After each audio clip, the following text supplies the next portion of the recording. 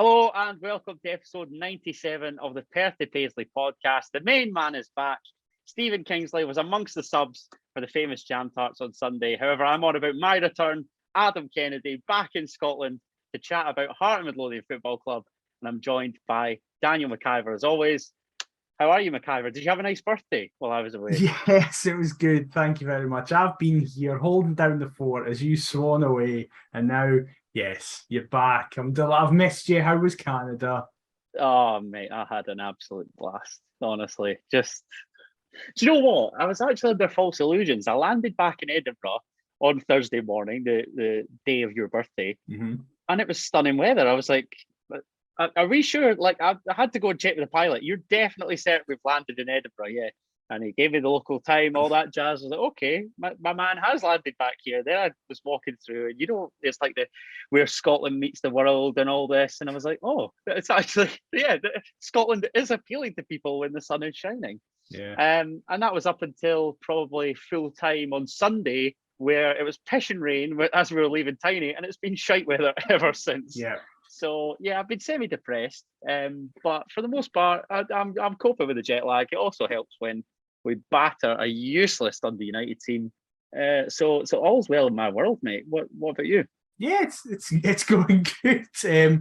Thankfully, didn't get too caught in the downpour that happened on Sunday. Managed to get the car just a wee bit drenched, not fully. It's all right, but yeah, it was made all the worth because of how good that game was, which apparently, as I said on Twitter, is now Scottish football law. Hearts versus Dundee United has to be a great game.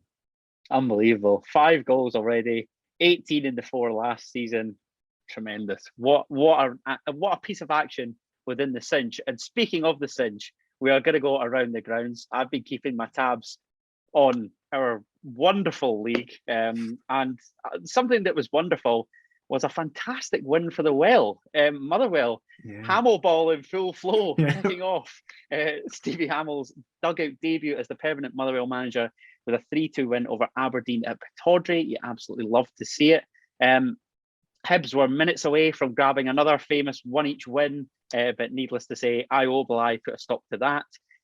Joel Newbley netted the opener, and I see that he started the season on fire. I want to get your thoughts quickly before we go into the rest of the results. I've heard Alan Preston say it. I've heard Michael Stewart say it.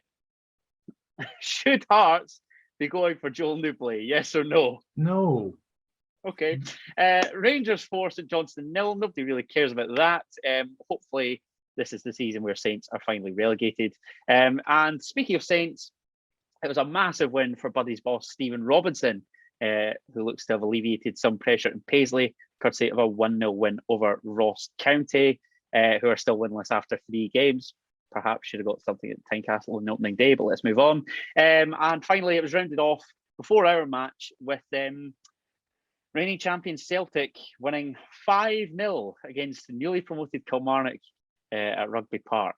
So that was great. Obviously, the surface proving beneficial to Derek McInnes's Killie once more.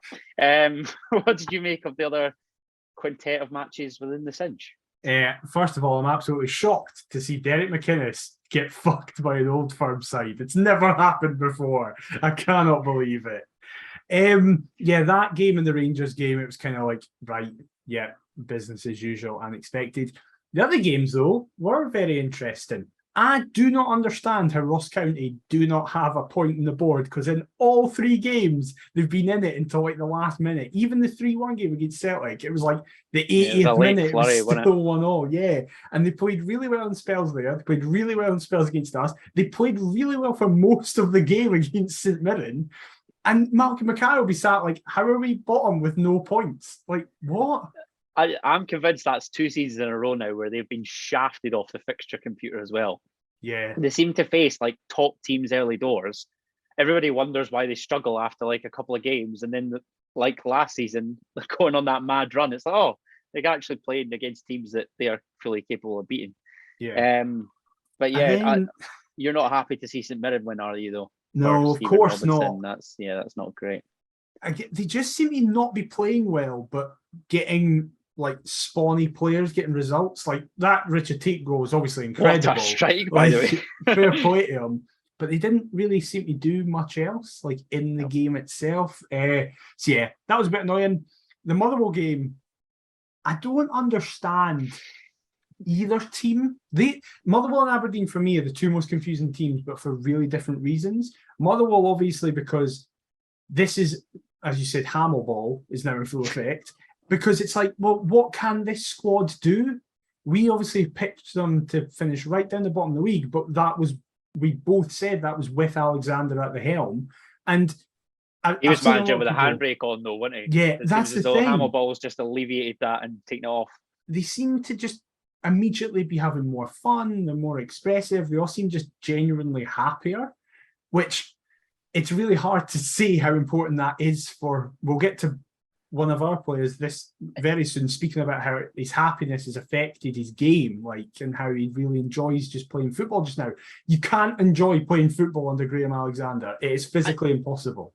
And yet he signed the vast majority of said squad, if not all the squad. Yeah, it makes no sense. That's what I mean. And then on the flip side, I have no idea what's happening at Aberdeen. Their attack looks class. Their attack looks really good. All the signs seems to be kind of just immediately hitting the ground running. Obviously, they're raving about the boy Miovski, aren't they? Yeah, exactly. He scored a double last week against St Mirren. You can. How much can you read into that St Mirren game when they go down to 10 men so early on? But regardless, it'll do him the world of good getting that confidence early doors. But then their defence just seem to be at 6s and 7s still. Johnny Hayes seems to be really good out of nowhere. Like, Johnny Hayes just seems to have been like, I'm just going to be 5 years younger again. But everybody else, like, I'm not too convinced by the Stewart that they brought in. Like, he looks fine. New club captain. Wow. I know. I just don't. I've seen nothing. I watched the whole Celtic game opening day, and then I've seen just the highlights from the last two games. Obviously, he didn't have to do much against St Mirren, but I felt like he doesn't look solid enough. Obviously, it's only a few games in. You'll be settling. A centre half, you need to settle. But I don't know what Jim Goodwin must be thinking, as well as Hamill, because it's like, Hamill's probably like, right, they're clearly playing for me, they're happy. Whereas Goodwin's like, right, some of this is working, but others isn't, if you know what I mean. Motherwell seem to have a real stronghold over Aberdeen at the minute. Their recent record against them is really good. I think I want to say that they won something like 4 games against them last season, knocked them out of the cup, because that cost Stephen Glass's job, didn't it, in the end? It was something mental, bizarre. Basically. And then finally, Hibs, Livy. Talk to me about the Livingston goals. See you later, Paul Hamlin. Catch you after. Well, this is the thing. And a free header at the back stick, 86th minute. So pleasing. I don't know what. I think Hanlon thinks he's going to go to his left. I think Hanlon thinks, right, nobody's going to cut to my left. But then very quickly realizes, he's just not going to change direction. He's just going to keep running straight. And then just upon, like, changing. Yeah, he's tried to. I don't know what he's doing. For me, the worst one is the second. Like, I know Obalai's a big guy, so even if you're going to put someone on him, he's probably going to win in the air. But at least don't. The solution to that is not just don't put anybody on him. Like, I think it's great to see Hibs get a taste of their own medicine as well. Like the late winner at Perth, obviously the late leveler in the derby, and finally, like, that's one that's gone against them, and it's great to see. Also, I don't know how to feel about their new signings yet. Boyle's obviously Boyle, but he doesn't. I don't know if he counts as, because like he's already bedded in because he was there for so long. Like, he doesn't need to. Yeah, we know what he's capable of as well, and I've been impressed so far with Eli Yuan. I think he looks good, and I think the more he'll play, the more goals he's going to score. On the flip side, Tavares had a nightmare in that first half. I know and it is a shame because he's never really played men's football. Same with Noah Kenna. Like, I know that they've not. Aidan McGeary's had a great start to his Hibs career as well. Exactly.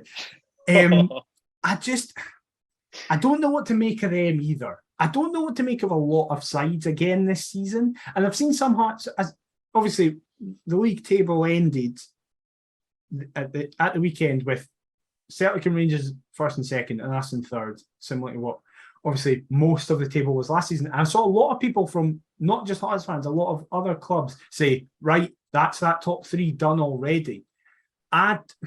I disagree with it purely because obviously I disagree with it in terms of we're 3 games in, but I disagree with it in terms of we've not started Europe yet. This is our first week of doing it, and everybody's still just in the process of clicking. Our squad hasn't had a massive overhaul. We've just added a couple of people here and there.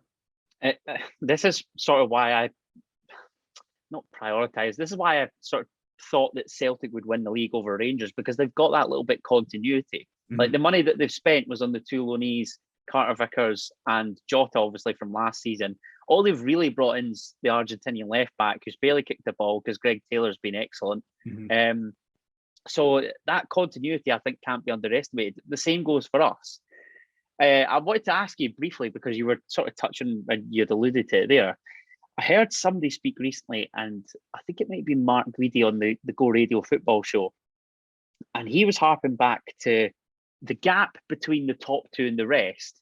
He likened this potential season coming forward to Dick Advocaat's Rangers and Martin O'Neill's Celtic, and then the rest. Do you get the impression like they're talking about, you know, the fact that the Old Firm are probably going to have to reach over 100 points to win the league this year? Celtic, I think, finished on 91 points last season. Do you think that the potential champions will have to be Centurions in terms of points? But bear in mind, there's 114 to play for, so you're asking a lot. I don't know if this answers your question.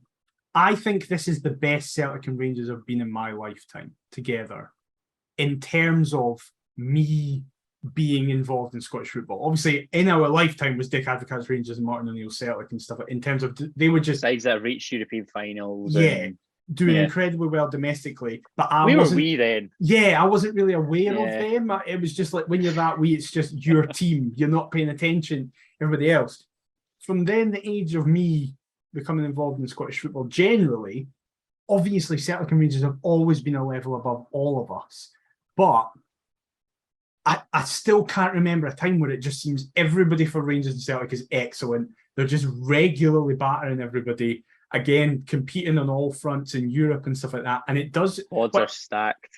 I think there's going to be like a 25-point difference between them and the rest of the league by the end of the year. Like, I just think I think there has never been, in me paying attention to Scottish football, a bigger gap between the two sides. But then it creates an interesting discussion for, if we get third again, does that then create like a little island of our own where we're nowhere near the Old Firm, but the financial clout we then get from back-to-back European group stage football, what does that do for the rest of the league? It's weird. We've never been in this situation as a league where that amount of money is potentially available to other teams, not just Celtic and Rangers. I know that.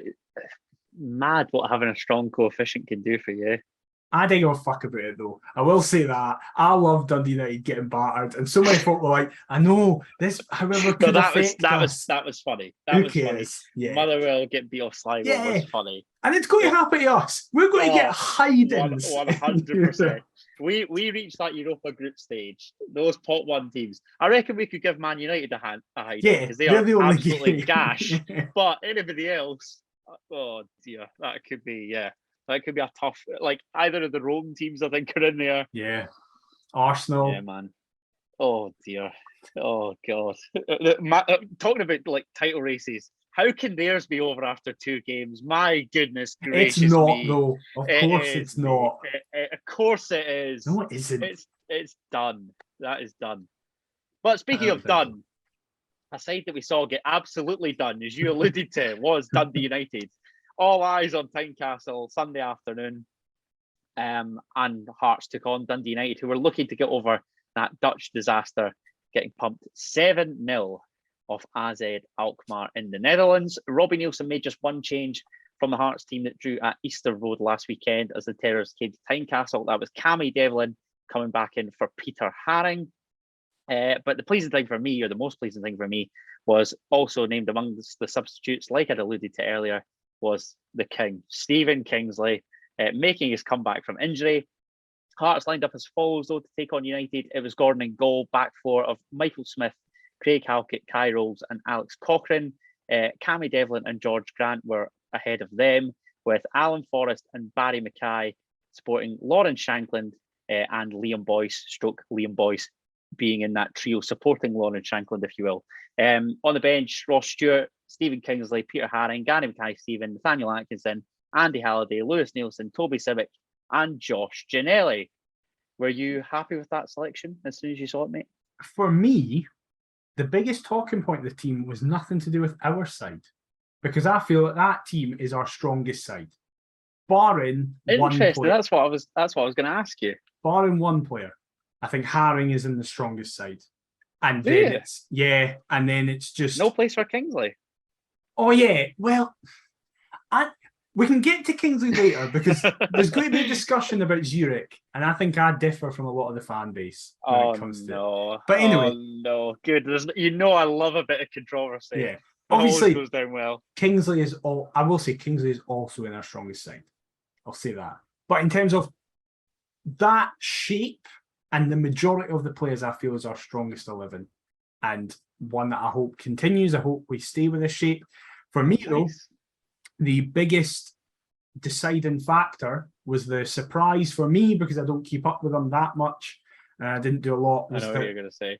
Dylan Levitt was missing through injury. So my assumption was Cammy Devlin came in because we wanted an energetic midfield, because they played a 3 with Levitt in that 3.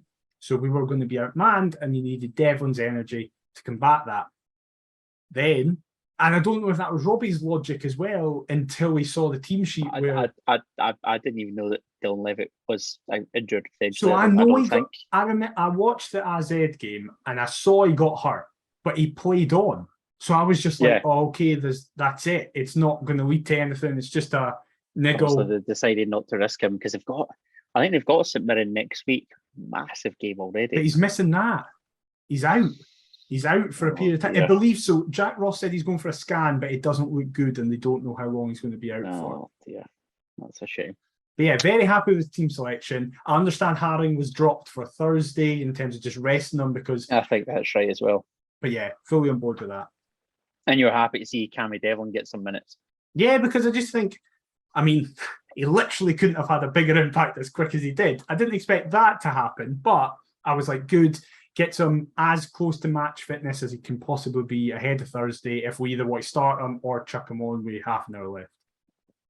Yeah, it was nice to see him get minutes, but like you say, Hearts and a fast start. Name me a more iconic duo. That's an understatement though, because we've had fast starts. Is this the fastest start we've ever had in us going to games? I was trying to think, me and my dad were sitting thinking of this. I couldn't think of a faster start. In terms of actually being there, it's got to be up there, if not.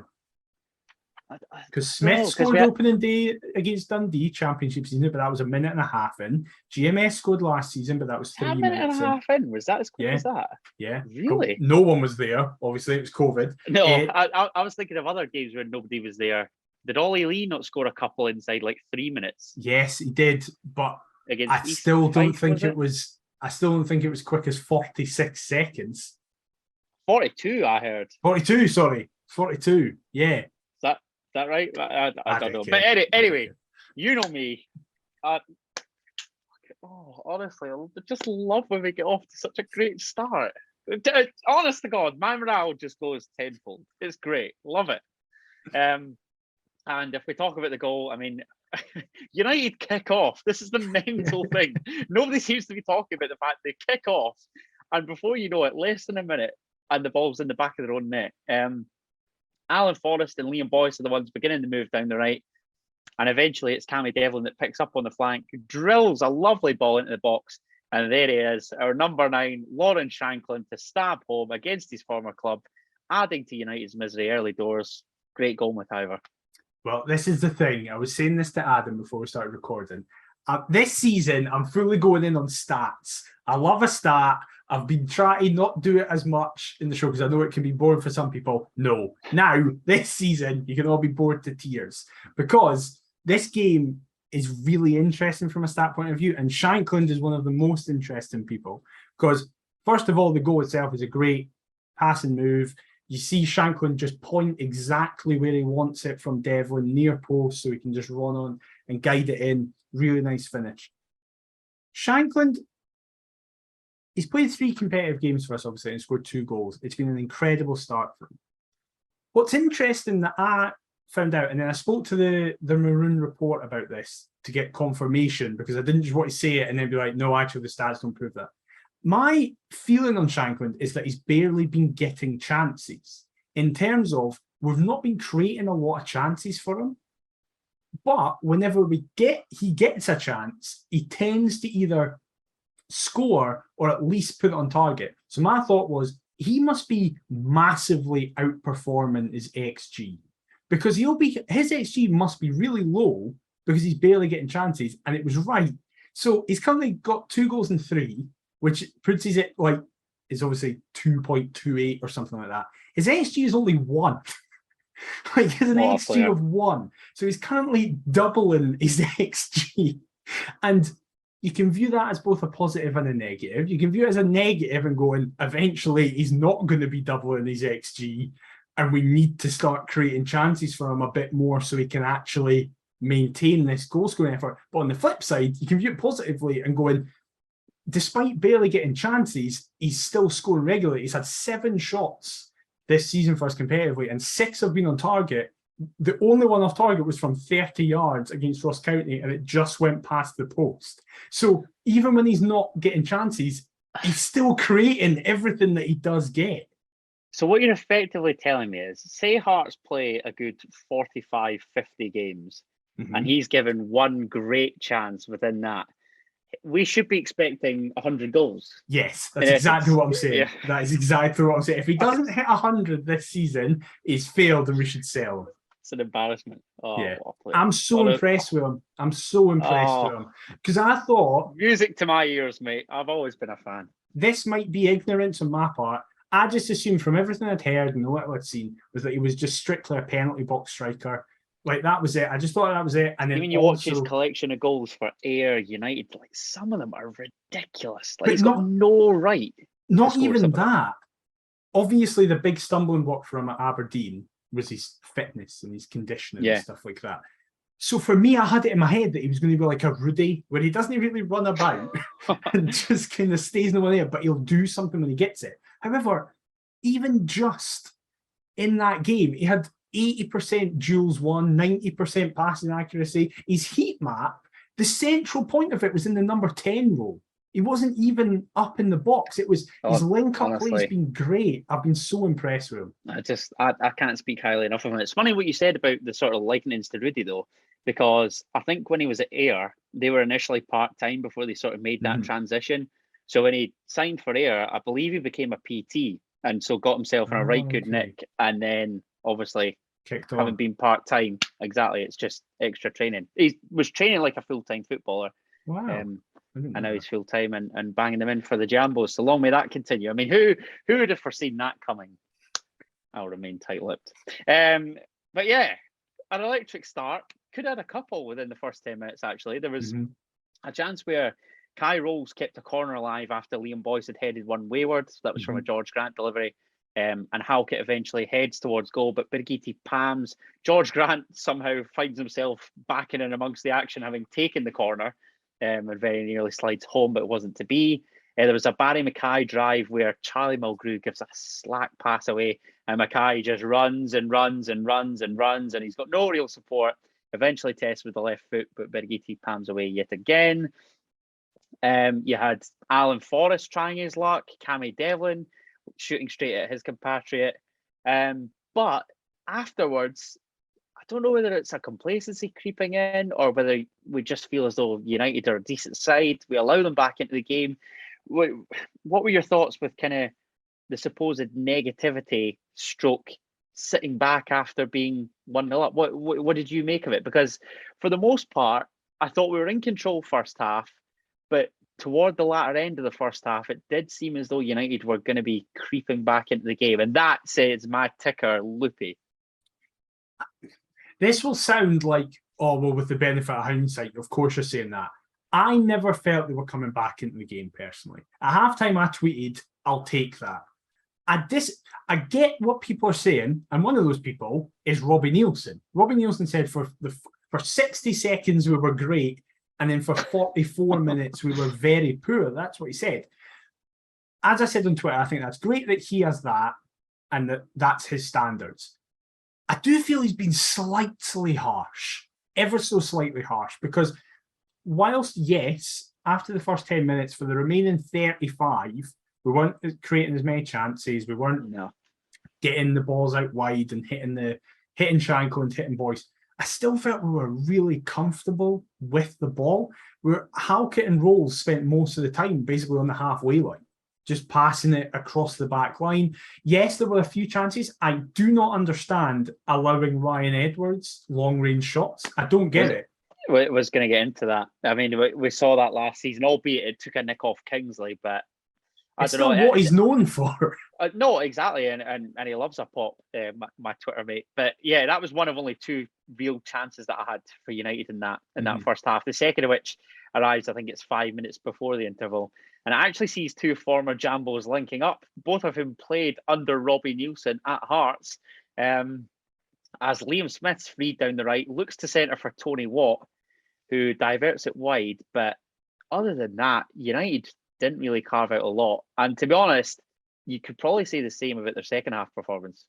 I think what it really showcased is how crucial Dylan Levitt is to their entire game plan. What a wonderful footballer. You watch that first leg game against AZ, which I know is now inconsequential considering what happened, but so much of what was good was through Levitt. He was at the centre of everything, and it allowed players like Midlothian to really grow into the game and get confidence. However, on Sunday, there was no Levitt, so it was kind of like, oh, we all now need to do that, and they just can't. Charlie Mulgrew started in midfield, mate. Yeah, he was Charlie number 6, eh? He was like just in front of the back line. I think it was like Mulgrew, McGrath, and I want to say Sibbald, but I don't know if that's right. I was really surprised at how little influence Jamie McGrath had on the game. Yeah, I expected him to do very, very well, and I thought, again, that was why we've put Devlin in there, buzz about him. Devlin didn't need to do that at all. Devlin was able to kind of stand off a step back and just, with Grant, look at the game and go, right, okay, what do we need to do? Dundee United just immediately, and I get it, right? I do understand the logic in Jack Ross probably said, we cannot get embarrassed again. So we need to be sit a bit deeper, be a bit more tight at the back. A bit more rugged and what have you. Yeah. Yeah. But then when you concede in 42 seconds, the game plan goes out the window. That's it. And that's why I find it so imperative that we have to get off to a good start, both in games and just in our season. I've waxed lyrical about this all the time. I'm a big believer in just get off to a good start, because it really did change things. And speaking of a good start, if we thought that the first half was decent, as was the second, 2 minutes in, and there he is, my midfield magician doing his thing, equaling the entire goal tally from last campaign. 2 goals in 3 games. And we were talking about Shankland's strike rate. Barry Mackay's must be, his XG, what are we expecting of him? 250? Yeah, basically, aye. But in all seriousness, I mean, he's got a lot to do after receiving from Kai Rowles, but what a screamer. 30-yard pile driver, not a problem. Bottom corner, Bosch, 2-zip, game done. Do you want to know the highlight of it for me? Please tell me it was somebody just shouting, don't shoot, don't shoot. No, my dad missed it.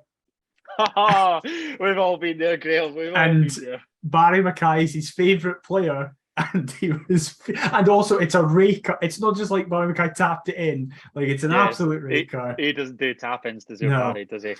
He was who I was referencing when we were speaking about Motherwell, in terms of, he gave his Sky Sports interview, and listen, you couldn't tell it by the way he speaks and sounds, but he's very excited. The most monotone boy ever, isn't he? Love that.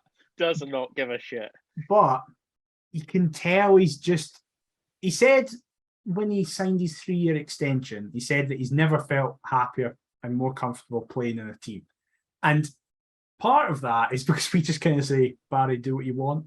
Like, literally whatever you want to do, yeah, go for it. And it's just, he probably is the best player we've had since Rudy, in terms of ability. Wow. We've had to, big shout. I would say we've had more influential players. I get what you mean. But in terms of just raw ability and the way to change a game on a dime, like, look at his assist in the derby. Just no look halfway line, just bang. Filthy. Honestly, mate. His range of pass is phenomenal. His delivery is excellent. The change of pace is deceivingly quick. Has that eye for a pass, adding goals to his game. What do you make of the talk about Steve Clark calling him up for Scotland? Because I hope not. Yeah, exactly. Like, it'd be great to see it, but no thanks. As someone who is not interested in the national team, I have no desire for Barry Mackay to have his leg broken in a shite Nations League game that means fuck Or all. some random Moldovan man. No, thank you. I understand that he will want it, but selfishly, no, Barry, stay with us. No, because even then, you see a couple of Rangers fans that are just, I don't know, like desperate slags wanting him back, and it just, no, move on. You've got Ryan Kent and Tillman. Go away. Allow us to have him. Roll up. Look at the bench. Exactly. Just after there, Mark Hoover. 2 become 3. No. You've missed. Oh. You've missed my personal highlight of the game. Which was? And this is now where we can speak about my man of the match, Kai Rowles. Okay. Because the floor is yours. 2 minutes after we score the second, they completely break through and have I can't even remember who it is. I think it's Tony Watt or Ian Harkes is almost in front of Gordon himself on the edge of the box. And Kai Rowles comes out of nowhere, launch himself at it, slides from behind, wraps his legs around it, gets the ball, plays it to Halkett, and Halkett can get rid of it. And it made people around me... I didn't see on the highlights when I watched it back. I do apologise. But it wasn't included in the highlights, and that's an embarrassment, Hearts. Yeah, right? You're blaming me. Fix up, Hearts. Speaking about stats, Jesus Christ. So Rowles got an assist, right? He got an assist for Mackay, right? That counts as an really assist. Though, is it? But if Cochrane's for Barry Mackay counts, it's an assist. They are, but they're not, are they? Yes, they are. Yes, I they say are. This is somebody that works for a statistics website, but carry on. You do you. The club today tweeted out that Kai Rowles has had the most amount of interceptions in the league with 15. Who's second to that? Oh, it's also my favourite player, Alex Cochrane, with 12. See, I know what I'm talking about, right? But in this one game, Kai Rowles had 5 clearances, 2 blocked shots, 4 tackles, 88% pass accuracy, and 12 out of 18 duels won as well. He was a colossus, and he's just, for someone who I imagine Nielsen wasn't expecting to play this much early, because he would have assumed Kingsley was going to be in the role that he currently is in. To be suddenly chucked in, he's been flawless. Like, I love him. He's amazing. What can I say? June 1998, 3 Hearts icons born. Cammy Devlin, Kai Rowles, Adam Kennedy. me and my Aussie mates. How have you ruined this? How have you ruined Kai Rowles? And he signed on my birthday. Just wanted to chuck that out there. Do you remember when I told Hearts to sign Barry Mackay and Lauren Shanklin? I'm back, baby. Come on. Oh, I love life. See when Hearts decide to make football fun. Life really is good, isn't it? It's great. I love my team, man. No comment. No comment. Okay, let's talk about George Grant's goal. Because, as I was going to say before I was so rudely interrupted there, just after the half-hour mark, that's right, 2, and it would become 3, as George Grant would stab home. An interesting one, given when you watch it back, again, United are just the masters of their own downfall, really, here. Right, we can finally speak about them. It's their corner. My goodness gracious me. His pass is then intercepted George Grant when we're up the other end. Mackay rolls out to Smith. Michael Smith, I love him to bits. You know, a roaming right back, doing what he does. He was excellent inside, as well. Rolls back the years. But let's be honest, it's a tame effort towards Birigitti's goal, and he pans it out into the one area that he shouldn't. And there is big Jorge coming in, slamming home, 3-0 to the famous. Right.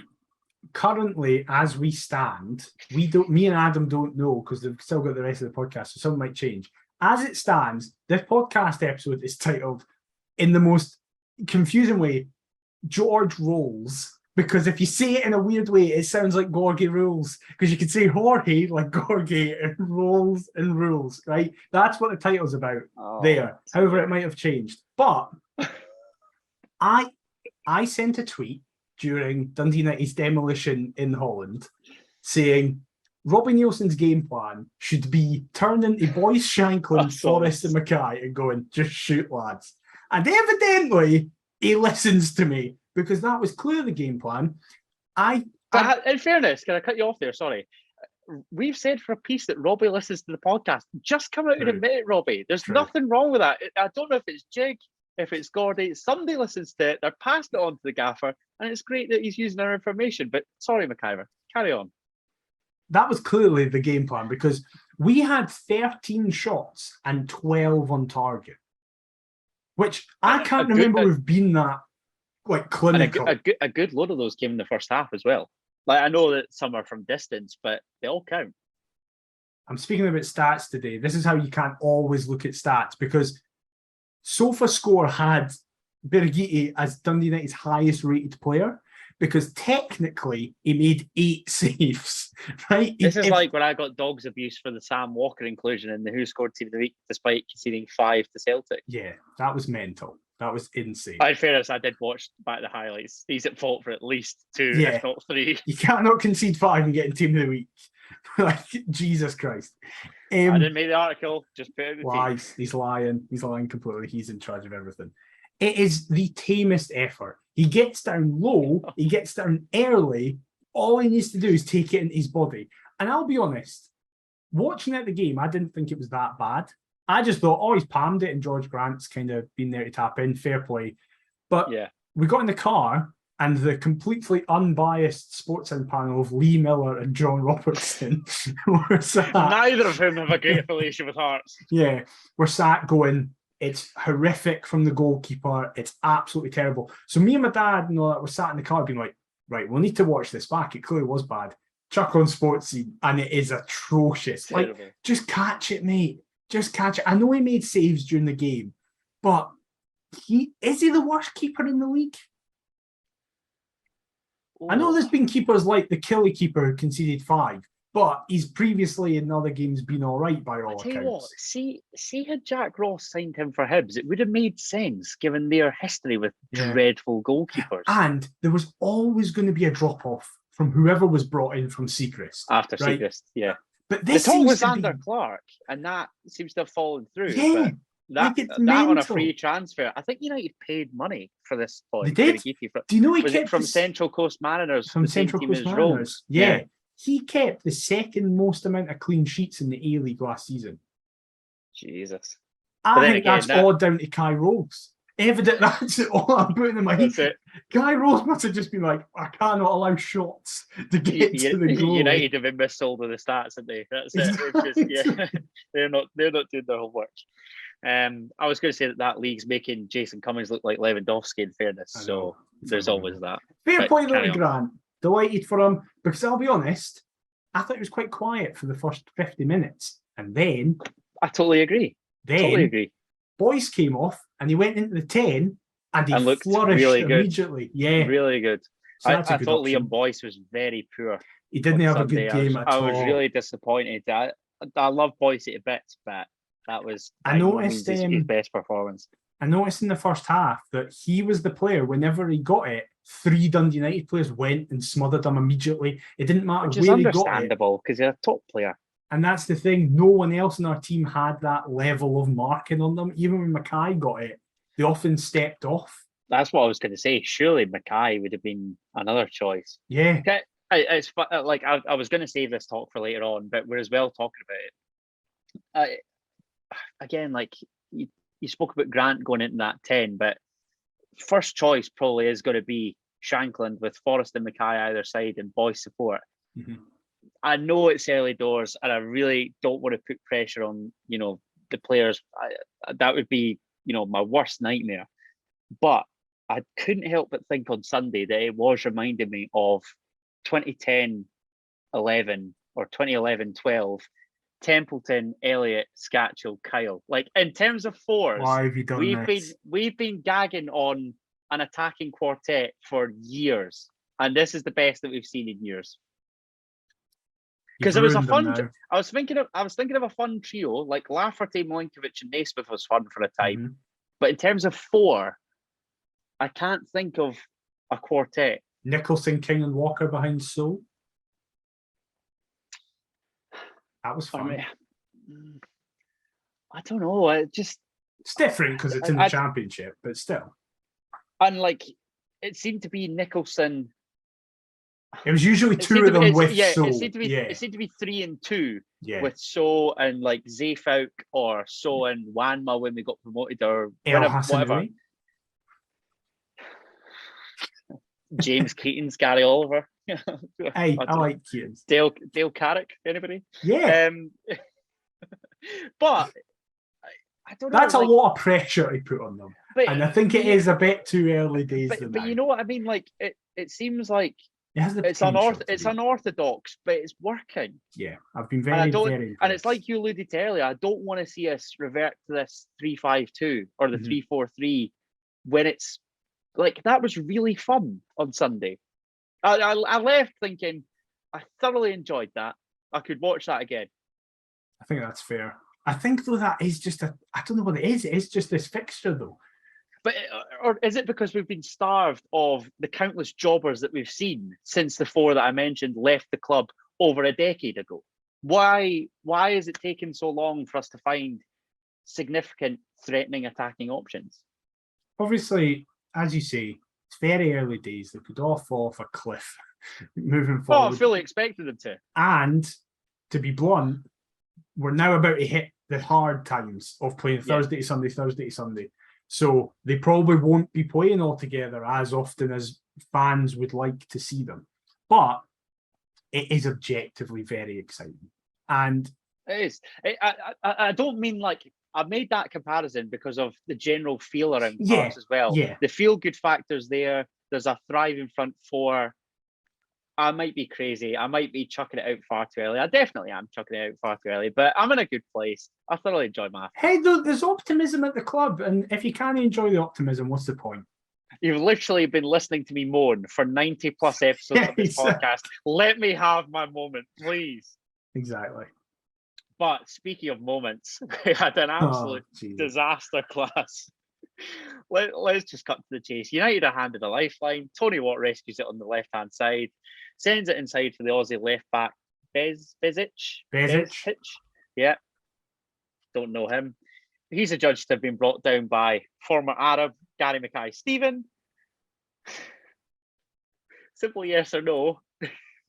It's a spot kick. I think I know the answer. Like, I was sat up the back of R and I was like, that looked really soft. I think it is. And then you watch it back. He kicks Gary Mackay-Steven's leg and falls over. VAR! Get it in now. I know it's coming soon. But this is the worrying thing. Like I don't think it overturns that. Yes, it does. Yes, it does. Because I don't have any faith in these officials, man. I'm telling you, because there's another decision that we'll get onto very late on, which again, oh God, I've not missed this. It's piss poor refereeing. Never a pen in a million years. However, Stephen Fletcher slides home. What a blast from the past. His first goal in Scottish football for 13 years. The 2nd of May 2009, Hibs lost 2-1 at home to Dundee United, and he was the high beast. Yeah, he scored against the team that he's now just scored his first one for. Madness. I like weekends like that. Madness. Yeah, it's funny how football's trivial at that. Yeah. 13 years, couldn't believe that. And speaking of former employers, Lon and Shankland had a chance on the stretch, which, I mean, if we're looking for 100 goals, that was a great chance, but he's just too far from Andy Halliday's ball. However, the ridiculous decision that I'm talking about, I'm not going to complain because Josh Ginnelly makes it 4 in 10 seconds from time, but he's offside. I don't think he is. Oh, he is, mate. I don't think he is. I've seen it back and I've seen it with lines. I've seen it like someone superimposed VAR lines on it. His right foot's offside. I think it's tight. I think it would probably would be given as offside, but I don't think it's as cut and dry as that penalty. No, probably not, but he's off. That penalty decision is an absolute disgrace. Yeah. I've seen it back a few times, and I can understand it being given as offside, but I can also see why it wouldn't. I can see why it wasn't given as offside in the moment. Yeah, because Gino's got that electric pace. I mean, I heard Robbo waxing lyrical. You mentioned Sports Sound about Robbo made him keeping sound Ginelli like around. Ronaldo. Yeah, it did. It really did. I wanted to get your thoughts because it's a great goal from Gino, and it does show what he's capable of from time to time, albeit our frustrations are voiced because we don't see it often enough. The rumour is that he's potentially off to Turkey. What do you make of it, McIver? Because again, like we said, Robbo did make it out to be Ronaldo. Josh Ginelli fucking thoughts? hates clubs for Tayside. He got a great record. St Johnstone in particular despises them. I swear he's scored 10 goals again for Hearts, and I think 6 of them have come against Tayside clubs. Like, you have been doing your research. Yes, it's unbelievable. Allegedly, someday. Yeah, allegedly. Yeah. My view on Gino leaving is, I'm not fussed either way, but if he does leave, we need to replace him on top of existing signings that I also think we need. So I think we need another forward. Obviously, we're being linked with Lee. We don't know. We might be signing on a pre-contract in January. Can I just say, yeah, it's killing me seeing Ellis Sims bagging for Sunderland. He's what do you think he's doing for me, mate? Oh no! Shout out to the Roker Report for getting me on, and I've been proven right so far. Him and Ross Stewart, goals. I know. Not a couple of bagsmen. Yeah, still not doing great though, are they? As a club. So you had to get that in. Yeah. I still think we need another forward. If Gino goes, I think we then need 2. I think we need a like-for-like replacement for Gino and a centre forward. Yeah. Okay. Great. What a thoroughly enjoyable afternoon. Just class. Just class. It was class. Oh, man. Oh, so nice. I mean, no, I'm not even going to say what I was going to say. You have to now. You cannot say that. No. What? I was going to say it should be 9 points. No, stop being negative, but, hey, man. But do you know what? Well, I've been far too positive. I had to bring it down at some stage. I'm sorry. I know you hate me. I hate myself as well. But let's move on. We are midway through August, and in late July 2016, Heart of Midlothian played Birkirkara in their last European match. However, we're putting that firmly behind us. The team are looking to put that behind us. The club are looking to move on. Hearts travel to Switzerland in midweek to take on reigning Swiss champions FC Zurich in St Gallen, 6 years on from our last outing in continental competition. Robbie Nielsen fled to England. We endured some dross like Ian Cathro, Daniel Stendel, Craig Levine again. Robbie's come back, and we're back aiming to be in the big time. Mate, I was 18 years of age. I'm now 24. That was a quarter of my life ago. How mad is that? See, I'm too old for it to be a quarter of my life. It's a wee bit less than that. But yeah, it's just, I cannot express how excited I am for this. It's all I've been thinking about. We're going to get battered, and I still can't wait. I'm genuinely spewing. Like, as much as I loved Canada, as much as I had a brilliant time, finances, man. I actually, it kills me. I'm literally going to be watching on Thursday. So envious of everybody that's there. Result dependent, of course, but fingers crossed. I just hope we all have a great time. I hope that we're able to stay in the tie, get them back to Tynecastle.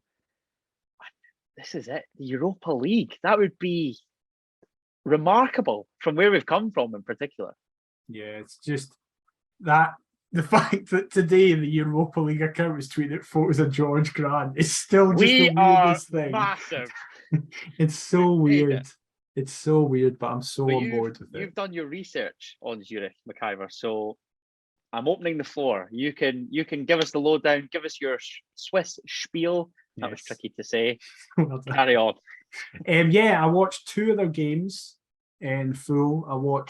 I can't even remember who. I watched the first game of the season. Games? No, I watched the domestic games because I don't think you can lead too much into their games against Linfield because it's very different to what they're going to be expecting against us. So I can't remember the team name, but whoever they played the first game of the season, and then I watched their game from the weekend on Sunday as we were playing their derby against FC Winterthur, where they drew 1-1. So FC who? Sorry. FC Winterthur. Right. Okay. Don't know. Okay. So I don't know either. as everybody has made it very clear, they are massively underperforming across the board. So they've played 5, won none, drawn 2, including that derby result where they were expected to win, and lost 3. A lot of people have kind of been like, how has this happened, considering they were Swiss champions last season? They are the reigning Swiss champions. The 2 seasons before that, they finished 8th and 7th, respectively. So the title win has often been compared to Leicester, because the season before they won the title, on the last day, they stayed up by a point, and then they went on to win the title. So it's very scary how similar it is to Leicester. Hold on, how many teams are there in the Swiss top 10. 10? Is there only 10? There's only 10. So Interesting. what happened? Well, the reason they're in this terrible situation is because they've basically been gutted of everybody that won them that title. So it's almost like Leicester lost Riyad Mahrez, N'Golo Kante, etc., etc., etc. Except they replaced them with good players, not Donis Advalai. So you just know he's bagging the winner on Thursday night, don't you? It's the most written thing since Ben Woodburn bagging for pre-season. Yeah, exactly. Bagging for Preston in pre-season, sorry. So their manager, which I'm going to butcher this pronunciation, but Andre Brettenreiter. Is the one that's on the Hoffenheim? So he has now become the Hoffenheim manager. Nice. Their top goal scorer, Cisse, who scored 20 and got 11 assists, he left to Lecce. And then their 2 key midfielders, their holding midfielder and number 8, basically, they also both went to Italy. I can't remember who they signed for. Their current manager is Franco Foda, who people know that because he's the former Austrian national team manager, who played against us actually in the World Cup qualifiers, and is, I wouldn't say hounded out of Austria, but he didn't do enough with Austria's kind of golden generation with like Sabitzer, Reimer, Arnautovic, and so he had that team that they currently have, and he didn't qualify for a tournament with them. So he was then sacked and viewed very poorly. He has massively changed the system. So under Brettenreiter, they were also like Leicester. They barely had any of the ball. They averaged 46% possession, which was the second lowest in the league out of 10. And they would just play, they would just play on the counter all the time. They would be playing balls over to Cisse, who was incredibly fast and was running behind, very similar to Mahrez and Vardy in that system. And they also had winning the ball. They had their 2 midfielders just winning everything, breaking up play completely. Now, Foda's changed that. He's now went to a dominant model. So they mainly play in a 3-4-2-1 now. And they now, this season, it's obviously only 5 games, but they now have 54% average possession, which is 3rd in the league, just only behind Basel and Young Boys. So the 2 best teams in the league. Then the team who are currently bottom with no wins have the 3rd most amount of possession. That is actually crazy. Well, it's flipped. It's the completely total reverse flipped. of what you'd think. Yeah. That's nuts. You might be thinking, what are they doing with the ball if they're not, if they've got so much of it? They've currently in 5 games, not including their games against Linfield, this is just purely domestically, they've played 5 games and scored 1 goal. However, they have an XG of 6.8. So for people who don't understand XG, that means looking at their chances, they should have scored 7 goals in these opening 5 games. They've only scored 1. Now that's a positive. So they're saving them for Thursday night. Yeah, that's marvelous. So that's a positive and a negative for us. It's a negative because they're creating a lot of chances that they should be scoring, and eventually you have to think they'll start taking them. But the positive for us is they are being unbelievably wasteful in front of goal, like insanely wasteful. Then on the flip side, they're outperforming their XG in the negative sense because their XG of being conceded against should only be 7. They should only have conceded 7 goals if you look at XG. They've actually conceded 11. So their defence is... got a goal difference of -10. Yeah. So they've got a much worse... their defence should be better than it currently is, which again, you can say, well, that's a negative because eventually they're going to have a good performance together. But the negative is that currently they're not at all. Their chairman today came out and said that the form is making him sick to his stomach. Their captain came out and said that his squad lacks heart, desire, and any intensity. There seems to just be in complete panic mode. However, for me personally, and this is a lot of these stats are also helped by Craig Fowler. Craig Fowler did a great article today as we're recording in the evening news, which a lot of these stats are from. As I said, I watched the 2 games, but I wanted to get the stats exactly right. The players that Fowler picked up on, and 2 of them I really picked up on watching the games. The best player they have is Adrian Guerrero, who some people, if you're fans of Spanish football, will know he came to the Valencia Academy and played a few times for Valencia.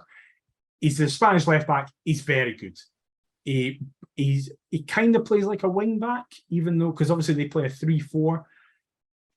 He's very much pushing forward, getting balls into the box, cutting in on his right foot and taking shots from far away. We'll really, really need to watch that. You imagine it'll be Forrest, Smith coming up against him, so we need to watch doubling out for up him. Potentially, yeah. Definitely. The other fullback is also very good. Their strength is in their fullbacks. Again, I'll completely butcher this name. Nikola Borazenovic, maybe. Nicely done. Yeah.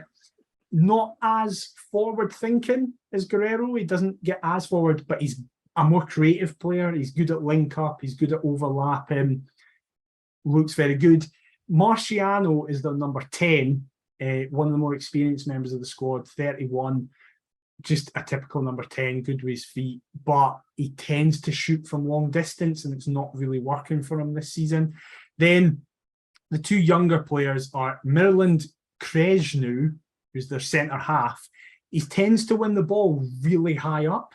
He tends to be incredibly forward. The 3 that they play is very similar when we play a 3, where their centre-halves are basically on the halfway line, so they just constantly win the ball. So it could give us an opportunity for breakaways with Forrest, Mackay, hopefully. And then finally, the guy that they're kind of pinning all their hopes on for the future is this young Italian striker who's 18, Wilfred Ginotto. He's not scored yet, but they have incredibly high hopes for him. I don't know if he'll play a lot against us because it is quite a big jump up. He is only 18. But that's great. He's going to burst onto the scene with a hat-trick against us. Exactly. Nice. And finally, this is unironically, their shining light this season has been Donny Sadvalai. He's been the main man in the Linfield games, getting a few there. And Did see that. Yeah, it just seems to be a creative force for them. They seem to be getting the best out of him. Haring was asked about him in this past week's press conference because he used to play with them a long time ago and said, don't judge him on the month he was here. It was a totally tumultuous period. He is better than what he showed. We can't just be really, it's Donny Sadvalai. Who cares? We need to be on it. So that's my research into Zurich. They've shown against Linfield that they can just sweep sides away. I would like to think we're a better quality side than Linfield. We're probably similar to the top end of the Swiss league. Not as good as Basel and Young Boys, but the teams finishing 3rd probably are who we are. They have been batting aside Zurich this season with no problems at all. So I cannot wait until we get beat 3-0 in St. Gallen. That answers my question for your score prediction. Nice. I don't know. I genuinely don't know what's going to happen. How's this for some blind optimism? FC Zurich 0, Heart of Midlothian 1. Okay. Don't know why. I just feel optimistic for some weird, unbeknown reason. You could argue everything's pointing in that way. We've started unbeaten. They haven't won. I just feel as though Shanks gets a chance. He bags. I really do. I think that could apply to any of our forward players, if I'm honest. Their keeper is their captain, Yannick Brescher, who was the one saying that they have no heart, passion, or intensity. And I was about to say he's been keeping them in games, but as I said, their XG is they've conceded way more than they should have done. He still can have good games. I saw him. He came through the Hamburg Academy and was very highly thought of and did quite well there. I genuinely don't know what's going to happen in St. Gallen. I'm going to go 1-1. Fair. And generally, though, I'd also take that. My view on the tie is as long as we aren't down by 2 goals, we'll get through the tie overall. I think if we can take it to Tynecastle, under 2 goals down, we should be all right. Have the place rocking. The atmosphere on Sunday was great. So if we can replicate and better that, it'd be brilliant. Look, I really want to move on to the quiz, so we'll skip over the. Oh yeah, who cares? We're going to get beat 5-0 at Parkhead. I do not care about that game at all. Play the backup brigade. Yeah. Don't care. Give the youngsters a chance. Yeah, nobody gives GMS false 9. Yeah. So let's move on to the quiz. The best part of the show. What I'm absolutely buzzing for. Back. Oh, I've had the benefit of being the quizmaster for 3 weeks now. It's not nice when the shoes on the other foot, is it? Right. So, McIver. Mm-hmm. And the listeners. Everybody knows the script by now. 5 questions. I've got a true or false in there. I've got who am I in there. So we'll end on the who am I. But your first question, Daniel McIver, is Hearts and Dundee United's Premiership matches in 2021-22 brought 18 goals in 4 meetings. Can you name each of the Jambos 9 different goal scorers who bagged 12 against United last season? How about that? I am back. That's a way to welcome me back easily. Christ. Yep. Right. Nandwilly, Ginnelly, Sims, Woodburn, McInnes. Yep. That's 5. Shit. Right. Wait now. Nandwilly and Gino scored in the 2-0 first game. Then the 5-2 game, Woodburn scored, McInnes scored. Oh no, McIver. What have you done? That first game? Was it not 2-0? It was 2-0. Yeah, right. Who did you say scored? Nandwilly. Oh no, Boyce scored. 6. Boyce scored, right? Yeah. Boyce he scored the most out of the 12 against United last season. He scored 3. Oh wow. Fair play, Liam. Well done, mate. Right. So I'm missing 3 names. Yes, Halkett. Yes, there's 7. Fucking hell. Oh my God, the other 2, you're going to kick yourself. Right. I'm trying to work out who it isn't. So let's see. You've said Liam Boyce. Right. Armand Nandwilly. Yep. McInnes. Yep. Halkett, Ginnelly, Sims. Who else? I did say somebody else. Woodburn. Yeah. Right. It wasn't Mackay. It wasn't GMS. It wasn't Devlin. You've got 2 left. It wasn't Suter. Or was it Suter? No, he scored against Aberdeen. I don't think Smith scored. Nope. Right, one of these is a risk because I think he actually scored against Motherwell, but I'm going to say him. Cochrane? Is correct. Yes, right, one more. That's 8, so you got 1 more. I'm not going to get this, and I'm going to be fucking raging that I got 8 out of 9. I don't think it's him, but I can't think of anybody else that it could be. Oh, he's going for it. Fair play. So I'm going to say Haring. Who was it? Incorrect, mate.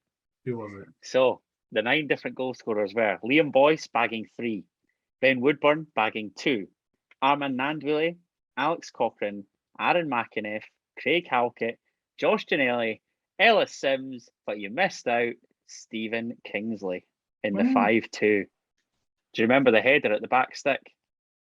I'll be honest, I don't even remember that goal. That's all right. So I'm glad I don't remember. You did well. Yeah, you did well. I'm glad I don't remember. I'm glad I didn't go, oh, for God's sake, I genuinely don't remember that goal. Okay, well, let's move on. Right. United headed to Tynecastle on Sunday looking to get over their nightmare in the Netherlands. But which game is the Jambos' record European defeat in a single match? See, I can't even remember. I got a row. I can say this now. I got a row last week speaking about the lack of European games that I can remember going to, when it turns out I've been to Hunters when I was really wee and can't remember any of them. This is a memorable one. Was it in it? Can I get a clue? Was it in our lifetime? Yes. There's only one in my head, but I feel like we would have been beaten by more than that. But I can't think of another one. It's strictly in Europe. Yeah. Was it against Tottenham at home? It was against Tottenham at home. Well done. Yes. The other one I was gonna, the other one I was gonna say was Dinamo Zagreb because that was 4. Yeah. But then I remember Spurs was more. I fell into that trap when I thought of the question, and then I had a wee look at the European records. I was like, oh shit, how did I forget about the Tottenham game? So I thought you were going to take the same bait, but well done, you didn't. Yes. Here's your true or false. Right. True or false? Heart and Midlothian have never played a Dutch side in European competition. False. It is correct. Did we not play Feyenoord? We did. Good. Well remembered, mate. We played Ruud Hulick's Feyenoord in the group stage of the UEFA Cup 04-05. Lost 3-0 in Rotterdam. Is that the same group as Schalke? Courtesy of a Dirk Kuyt brace. Salomon Kalou had a goal disallowed against Craig Levine's Hearts as well. Aside from Craig Gordon being in goal, sorry, this is question 4. What is significant about the last time we headed to Switzerland in a continental match? Robin Nielsen scored in Basel. Correct. The winner, and as you alluded to earlier, it was the same group as the aforementioned Feyenoord. We also played Schalke and Ferencváros. Well done. See, mate. I saw Ferencváros when they came here. I just have no memory. So that's what, 3 out of 4, and it's only the goal scorers at the start. And I only missed Kingsley as one. That's annoying. But who am I? Oh, I'm pretty pleased. Fuck. I'm pretty pleased with this one. Right. I needed a belter because I've been done like a kipper in both of mine. So you've been the only person so far to not get. I know. Right. That's for a couple of weeks' time. But yours for this week is: after becoming a professional footballer in my homeland, I went on to play in America, but never in Major League Soccer. Spells in Mauritius and South Africa followed before West Ham United of the English Premier League offered me a trial. Needless to say, it was unsuccessful, and I ended up in Gorgie, where I played under my former national team manager. I scored 14 goals for my national team in 58 appearances, much better than my 6 in 91 for the Jambos, according to Wikipedia. Who am I? Oh, I was waiting for a clue. He'd be like, right, I can latch on to that. I cannot latch on to a single one of those clues. What was the clue about the manager, sorry? I ended up in Gorgie where I played under my former national team manager. Right. My logic is it'll be a Lithuanian guy. Okay. Even Auskis was Lithuanian, right? What gave it away? The Auskis. Yeah. But, oh no, it couldn't have been in that team though, because we were good. But Christ, he played 91 games.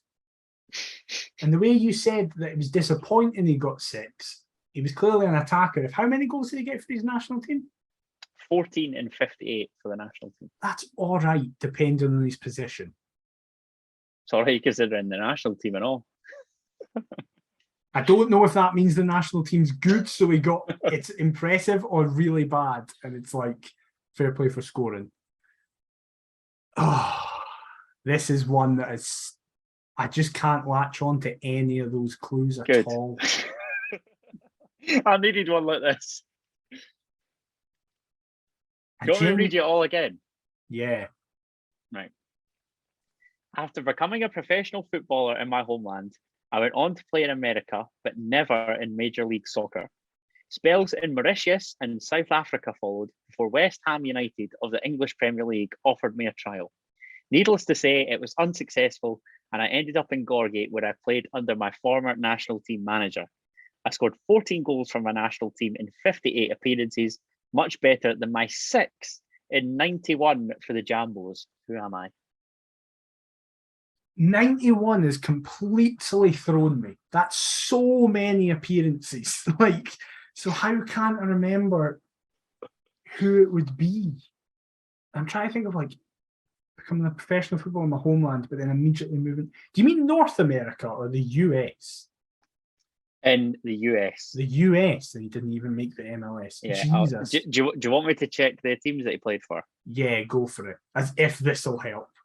So he played for the Raleigh Capital Express. Oh, I've got it now. and Wilmington Hammerheads. Yes, that is an actual name. The problem is, I don't even have a name. Like, it's not even like I'm thinking of people. I don't even have a name that I could guess. The only name, and it makes no sense, the only name I have in my head If you get it from this, I swear. The only name I have in my head is Wacky Madeo. Don't think Craig Levine's his manager. Like, have a feeling he isn't Scottish. Where's Wacky Madeo from, like, Angola? Imagine Craig Levine is the Yeah, but that's what I mean. That's the only name I have. National team manager. Oh, it's funny. Scored 9. Had a trial at West Ham. A couple of memorable goals in there as well. The only other name that's in my head is Pinilla, which makes no sense. Did we have a Chilean national team manager at Tynecastle? No, is the answer to that question. I'm going to have to guess because this is going to be frustrating for listeners. But I don't even have an... And I'm not doing what you do, where you just don't even say a name. Like, yeah, you've got to say a name and just... Yeah. Hey, if I can give you any advice, go with your gut, because chances are... Well, my gut's Wacky Madeo, and that's not who it is. Yeah, don't make that your final answer. I'm trying to think of somebody in like 2008, and I can't think of anybody. Because the only other people I can think of are either English or Scottish people, and that makes no sense because it would be very impressive if somebody scored that amount of goals for the English or Scottish national team. I was going to say the record scorer for Scotland's 30, I think. Yeah, Ken Dalglish exactly. and Dennis Law. It would be unbelievable if somebody had that. So it's half that in 15 caps. Oh, you're really confusing me. You're really confusing me with the fact that the manager was the national team manager as well. That's completely thrown me. That's a great clue. I'm trying to think of players who Shaba Laszlo had, but I can't remember what ethnicity Shaba Laszlo is. I can't even think of Shaba Laszlo players. That's the problem. This is bad. I love how this is haunting you. This was a tough one. I had to come back with a tough one. I feel bad for listeners that I'm dragging this on, but I can't even think of a name to say. This is what we want. It's entertainment. Just give us your working. Talk to me. Think of your reasoning. I can't think of where Shaba Laszlo's from, so I'm trying to think. Do you want me to tell you where Shaba Laszlo's from? Yeah. He's from Hungary. Right. We've never had an Hungarian player, so it's not him. However, I don't even think he's ever managed internationally. I can't even think of international managers apart from Levine. And that's it. I can think of Levine.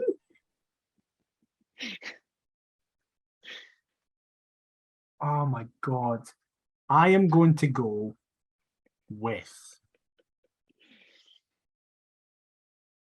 Oh my God.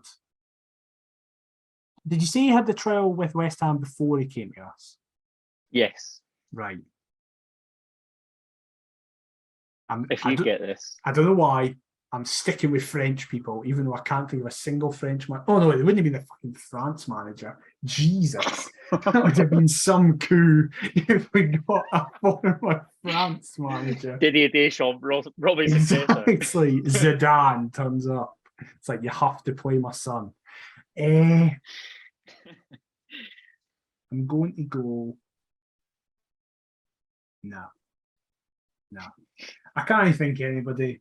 I'm going to try and think of who scored barely any goals, but played a lot for us. I love him, even though this makes no sense, because we've never had this nationality manager, so I know it's wrong, but I just want to speak about him. I'm going Kevin McKenna, even though we've never had a Canadian manager. You've come back from Canada. Let's get a Canadian mention in at the end. Who was it? Is that your final answer? Yes, who was it? Needless to say, it's not Kevin McKenna. You were on the right lines with Shaba Laszlo. Right. Because if I read the teams that Shaba Laszlo's managed, he managed Ferencváros from 2004 to 5. He then managed FC Sopron, a Hungarian team, never heard of them. He then became McIver, the Uganda national team manager, 2006 to 2008, before he took the Hearts job in 2008 to 10. I can't even think of any Ugandans that we've ever had. So that's you ruled out. Yeah, no idea. The correct answer, my friend. Is it Larry King? No, Larry King. No, he's Ghanaian. Ghanaian, yeah. The correct answer is Mr. Gunfingers himself in this very top, David Abua. I would never have got that because I didn't know any of those clues fit him. Had to come back with a belter, mate. I could have been here for 10 years. I could have been here for 10 years. Abua didn't even come into my head at all. Ever. When I was it popped into my head the other week, and I was like, "Oh, he'd be a good Who Am I?" I had a little look on his Wikipedia, as I say, to get the majority of this information. Let's just have a little reading session. So he found life in the SPFL difficult in his first 2 seasons, although he did see an improvement in his form when Jim Jeffries replaced his former national manager, Shaba Laszlo. In the absence of a target man, Abua was often played in the unfamiliar role of striker. Abua scored the winner in an Edinburgh derby at Easter Road, home of arch rivals Hibernian. He was sent off at Hearts' home match against Celtic on the 11th of May 2011 at an eventual 3-0 loss. And he scored the opening goal of the 2011-12 SPL season against Rangers at Ibrox with a header from a corner. Abua was told in April 2012 that his contract with Hearts would not be extended. Then it has nothing. And later says, on the 25th of March 2015, Abua retired from football. However, he subsequently trained with Kampala club Kampala Capital City Authority FC to keep up his fitness. So we were supposedly his last club. He's since moved into coaching and he's the assistant manager at Maroons FC and has held that position since 2018, 6 years after ending his playing career. There you are. We were his last club. Sad to see. What is Shaba Laszlo doing managing Uganda? Shaba's just a weird guy, though, isn't he? I think he's managed Lithuania. So yeah, after us, it was Charleroi in Belgium, then Lithuania, MTK Budapest, Dunajska Streda, Slovakia. Then he moved to Dundee United, Sepsi OSK in Romania, and Chennaiyin Football Club in India. There you go. Pointless information to take up the rest of the podcast, drag it out over an hour as we do. And yeah, we're way over an hour here. This is a bumper episode with you coming back. Well, that's good. I mean, I wanted, a big episode. Kingsley's back. I'm back. Similar levels for the Hearts. We're heading to Europe. Yeah, man. This is great. Life's good again. Well, let us know if you got David Abua. If you did, that's very impressive. But massive thank you for listening. As we say, Adam's back. It's great. Great times we've had by all. Obviously, this is coming out on Wednesday. Tomorrow, as you're listening to this, we play Zurich. So we're going to have a lot to talk about next week. But if you have enjoyed this episode this week, please do leave us a review on your podcast platform of choice. It massively helps. If you've been watching on YouTube, please leave a like, comment, and subscribe. That also massively helps us. If you want to get in contact with us, we're Perth to Paisley on all the social media and perthtopaisley@gmail.com if you want to fire us over anything there. Adam, where can they get you on social media? They can get me on social media at Adam T. Kendo. And last word from me, I hope that all the Jambos that are heading out to Switzerland have a fantastic time, stay safe, and fingers crossed you can carry the team to a remarkable result. And hopefully we can take them back to Tiny firmly in the tie. Your socials, McIver?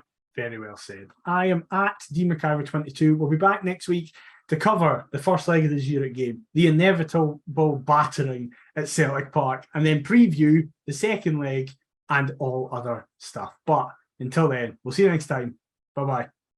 Monogites!